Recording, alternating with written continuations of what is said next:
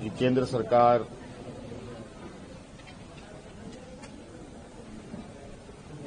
देश की रक्षा हेतु अग्निवीर जैसी कार्यक्रम को चला रही है।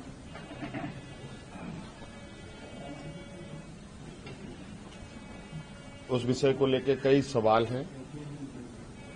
नौजवानों के भविष्य को लेकर, और आपको मैं बताना चाहूंगा कि राज्य सरकार ने, हम लोगों ने पहले ही ये निर्णय लिया था कि झारखंड राज्य के जो भी नौजवान अग्निवीर में शामिल होंगे और किसी घटना में अगर उनकी मृत्यु होती है तो उनके पूरे परिवारों के साथ, परिवारजनों के साथ राज्य सरकार खड़ी रहेगी और राज्य पुलिस कर्मियों को जो राज्य की किसी घटना में मृत्यु होने पर जो सहायता सहयोग सरकार देती है, वही सहयोग अग्निवीर के परिजनों को भी दे होगा। आपको मालूम है कि अभी कुछ दिन पहले ही असम के सीमावर्ती क्षेत्र में उग्रवादी घटना में 21 या 22 तारीख का दिन है, जहां झारखंड का एक नौजवान चंदन क्यारी, बोकारो जिले का एक क्षेत्र है, वहां का एक नौजवान अर्जुन महतो जो वीर गति को प्राप्त हुआ, उनको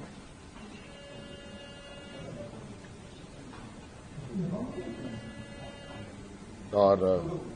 आज हमने उनके परिजनों को बुलाया, उनके भाई को हम लोगों ने एक नियुक्ति पत्र दिया और 10 लाख रुपए अनुदान भी उन्हें उपलब्ध कराया गया और उनके भाई बलराम महतो बोकारो समाहरणालय में चतुर्थ वर्ग के पद पर उनको नियुक्त भी किया गया।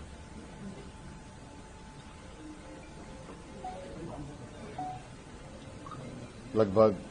मुझे लगता है इस घटना को हुए हफ्ता दिन हुआ होगा और हमारी कोशिश थी कि अविलंब उनको ये सहायता उपलब्ध कराया जाए, क्योंकि आप सबको मालूम है कि राज्य में आचार संहिता लागू था, सरकार गठन की प्रक्रिया चल रही थी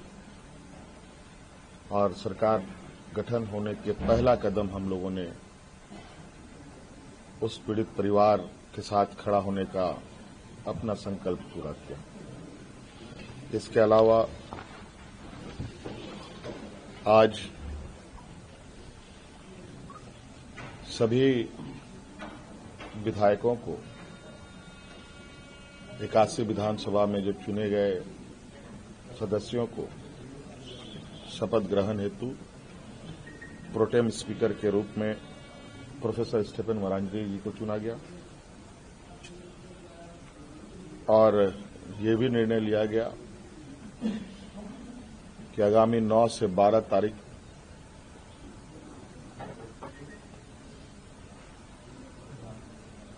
सरकार का प्रथम सत्र आहूत होगा और ये भी निर्देशित किया गया कि जो हमने निर्णय लिया था कि मैया सम्मान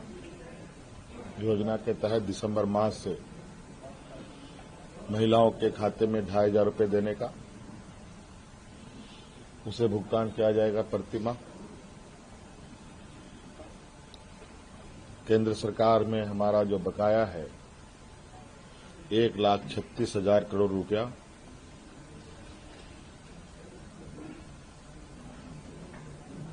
जो केंद्र सरकारी उपक्रमों पर है,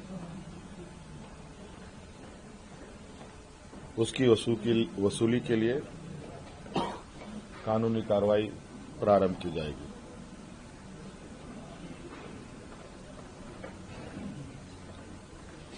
आपको पता है ये राज्य देश का सबसे पिछड़ा राज्य है। यहां पर सामाजिक सुरक्षा, सोशल सिक्योरिटी अत्यंत महत्वपूर्ण और आवश्यक है। इसके तहत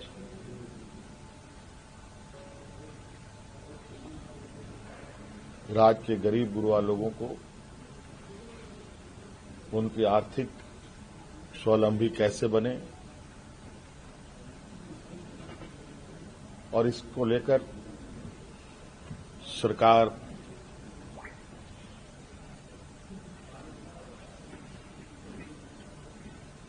को अपनी आय बढ़ाने की आवश्यकता होगी। इसके लिए नए स्रोत खोजे जाएंगे। खनन क्षेत्र में लागू या चल रहे पुराने करों की समीक्षा होगी और उसमें वृद्धि एवं न्यायिक मामलों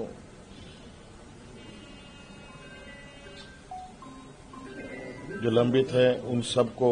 त्वरित गति से खत्म किया जाएगा।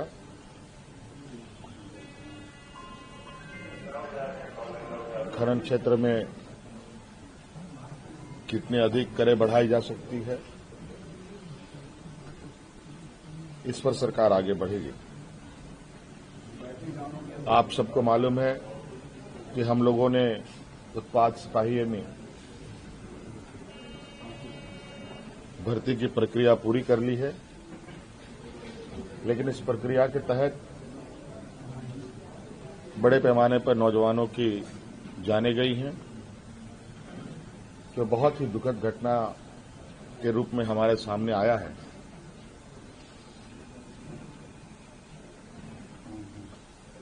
क्योंकि भविष्य में भी बड़े पैमाने पर पुलिस की बहाली होनी है, इसलिए अविलंब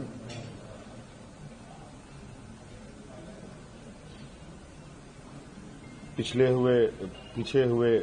नियुक्ति में जो घटना घटी है उसकी समीक्षा की जाएगी।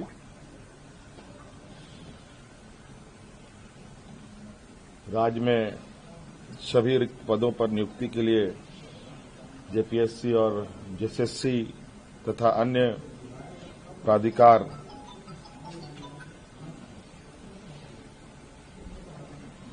1 जनवरी 2025 के पूर्व परीक्षा कैलेंडर प्रकाशित किया जाएगा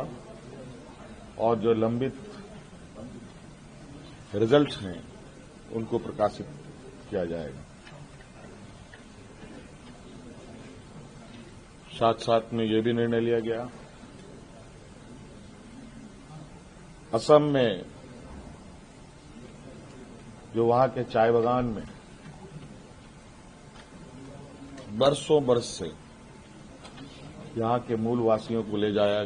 जा करके जो वहां बसे हैं, जो विशेषकर